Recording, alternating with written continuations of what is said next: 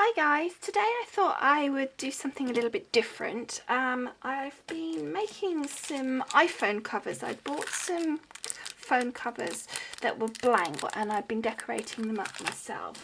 Here's a couple that I've made already. So we've got two here, and I thought I'd just show you how easy and simple it is just to decorate them up, and it's really effective, and they stay on really well. I have mine on. I put them on my phone. They're in my. I just literally throw them in my handbag, so they stay on the actual gems stay on really well. So I don't have any problem with that at all. So what I decided to do for this one was I'd actually use this pink one. I was very fortunate. I managed to get like a pack of 10. I don't suppose they're actually proper iPhone ones. I actually think they're replicas. But I thought I'd use this nice pink one as a change. So what I'm going to use for this particular one is this lovely bunch of pearls, I think. So it's a really simple procedure. All I'm doing is using some silicone glue, or you could, I haven't tried it, but I am thinking of trying it, is using some glossy accents, which of course you could put over the top as well, which would give a really nice look. So what we're going to do is, by the way, don't forget you've got holes here, and you need to make sure that you keep those holes nice and clear so that the person using the buttons can still do that. So I'm just taking my glue gel pen, literally really roughly, just again making sure I don't go over the holes, just really roughly go across the top. Put quite a thick layer on, you do want, and make sure you get all the edges as well. And then I take one of these little spatulas that I just got from like a kiddie's kind of kit. I don't really know, they kind of had these things in, and I just thought, oh, that's quite handy. I'm sure that'll come in useful for something. And it's just really just to make sure that all the areas are covered over nice and evenly. Not that it has to be smooth or anything, because that doesn't matter so much, but just that everything has got a bit of the glue on it half the time. Since we've got a pink base here, I think we'll start with a pink sort of, I guess they're kind of pearlescent. They're really quite hard to catch in the light. What I would normally do if they were the flat gems is I would actually pick them up individually, which sounds horrific, but it doesn't take that long, and just sort of place them roughly down, fiddle around with the colours, and then just start with the bigger ones, and then sort of put the smaller ones in the gaps, and then just gradually kind of get smaller and smaller, and then eventually, as you can see, like there's gaps here, that will be covered with the glitter. So what we're going to do is we're just going to give a bit of a sprinkle here with the pink. As you can see, there's quite a few going on, and this is not going to be a task where you're going to be not messy, I'm afraid. So if you don't like getting messy, and actually I'm not really a messy crafter, I'm sure you've seen from the type of videos that I've done, I don't tend to do messy crafting, it's not really my thing, but I'm quite enjoying doing these. So sort of evenly spread those out, and then again get my little cloth, and the reason I'm getting that is just so that when I put the lid on, preferably the right way up, I can pick the next colour, and I think we'll go for the lilac, and we'll go for just a few kind of mixed in here. And again, you just don't know how they're going to turn out really. And the reason I kind of then go over it with my finger is to sort of spread it out so it's sort of flatter. With the gems, I would tend to go over using my tweezers, but because these are round, it really doesn't matter. And don't forget to avoid those holes, as I didn't just then. And so just go over all of that. Now with this one, then the last colour I think I'm going to keep this one quite simple, and you don't forget to go down the sides. But again, with this one I'm not going to go so many on this, because I think I'm going to use some glitter to really bling it up so that the pink from underneath isn't hidden too much. And again, these ones, because they're round, they have got covered in the glue gel, so they're going to get really glittery as well, so that'll be quite good fun, I think.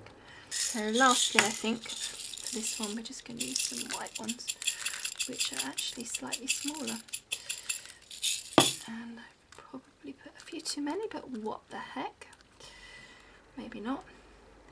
I think that looks quite And again, must remember just to check the holes.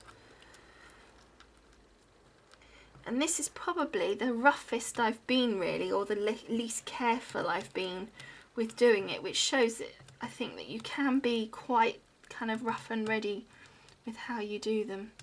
The main problem is, which is why I have these cloths, is that you tend to stick. And as I say, don't forget those holes, which I do keep forgetting, which is why I keep saying it, because I keep forgetting. Okay, I'm going to leave this a little bit more gappy than I have on some of the others, just give it a slightly different look. Okay, make sure. And what I'm trying to do is just make sure, oh sorry guys, is that it's kind of flat-ish, which sounds crazy when you've got big round balls all over it, but that they are all sitting down into the glue straight onto the actual cover rather than onto the each other, because that tends to not work. They tend to fall off then, so we just need to make sure, and also that the colours look reasonably evenly spread out. I think those sort of three colours look quite cool together. And get that out the way. Now I've got my own kind of mini version of the glitter station as copied from Nancy on Create and Craft, but it's worked really, really well. So what I'm just going to do here, I've just found a loose one, so we'll pop him on. When you put it in, just make sure it's nice and even, the glitter, reasonably. Make sure there's no major holes where you're going to put it, and then just gently pop it on top, and then just wriggle the box. Rather than, what I found is if I wriggle the actual iPhone cover, and don't worry about it going on the inside, that I do that on purpose because I know then that it's all gone around the edges.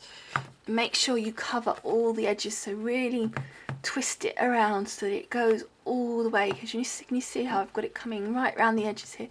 The reason that I'm twisting it around is because if I pushed it into the glitter, what happens is, and it even does to a degree even with this, is that the actual balls move around, or the decoration actually moves around. So you need to give it a gentle tap. I've got a little brush, so just get rid of any excess off the inside, because obviously that's had no glitter on, no glue on it at all. And then just, as you can see, very gently now, it's quite glittery on the front, so very gently I'm just going to give that a little wipe off with the brush. Now that's not going to work because it was so glittery, so we're just going to wipe off my little brush. And I actually quite like it frosted as it happens, but I will show you what I will do try. It may or may not work with these, and I'm just going to put the lid on this glitter station of mine, which I think really does need a little bit more topping up. But anyway, what I then do is get a clean baby wipe and very carefully just go over the top of some of these, and just to bring through some of the actual gems rather than lots and lots of glitter. Just takes off some of the glitter off the gems, but you have to be really careful because it does tend to move the gems, which isn't too bad. I mean, you can just move them back again, it's not the end of the world because it's still wet and it'll stay, you know, movable for quite some time. I think it takes about, well, I give it a good hour before I start giving it any sort of real hard brushing with any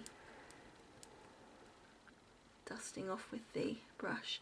And it's at this point, once it's dried, that I would go over with my